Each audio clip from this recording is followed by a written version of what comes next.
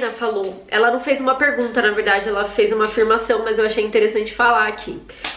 Eu sinto todos esses sintomas. O pior é que eu tenho muito medo, sofro de depressão e ansiedade. Eu já falei aqui no canal, né, sobre a ligação entre mediunidade aflorada, a depressão, a ansiedade, como tudo isso se comunica e acaba ainda piorando mais os efeitos da mediunidade. Mas eu acho interessante falar sobre o medo nesse caso, né? Muitas pessoas têm medo de desenvolver a mediunidade, de falar de mediunidade, de lidar com a mediunidade, com medo de que de fato ela cresça. E esse nome, eu acho, desenvolver, acaba confundindo mesmo, porque quando a gente pensa em algo que vai desenvolver, a gente pensa em algo que a gente vai fazer com que cresça, com que fique maior, com que se torne mais expressivo. E na verdade, quando a gente começa a trabalhar a nossa mediunidade e quando a gente começa a estudar sobre a mediunidade, o que acontece é o oposto.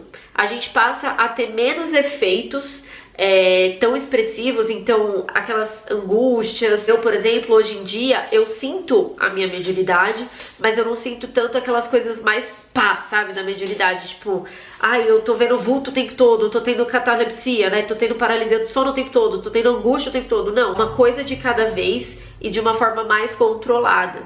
Então é isso que desenvolver a mediunidade faz, né? A gente aprende a lidar com ela e ela fica até mais fraca nesse sentido, porque a gente não se deixa levar com tanta facilidade. Ter medo da mediunidade talvez faça sentido quando a gente não sabe com o que a gente está lidando, né? A gente desconhece totalmente do tema, a gente desconhece totalmente do que tá vindo à nossa frente, então a gente não sabe lidar com isso, a gente tem medo do desconhecido. Mas quando a gente começa a estudar, quando a gente começa a entender os processos, quando a gente começa a entender o todo, né, tanto da mediunidade, mas do que acontece dentro de nós, do que está acontecendo no mundo, da transição planetária, tudo começa a fazer sentido e as coisas ficam mais fáceis e aí o medo diminui muito. Eu sei quando eu tô entrando nessa frequência, nessa coisa do medo, nesses pensamentos, eu sei que eu tô alimentando ainda mais a capacidade desse ser me afetar.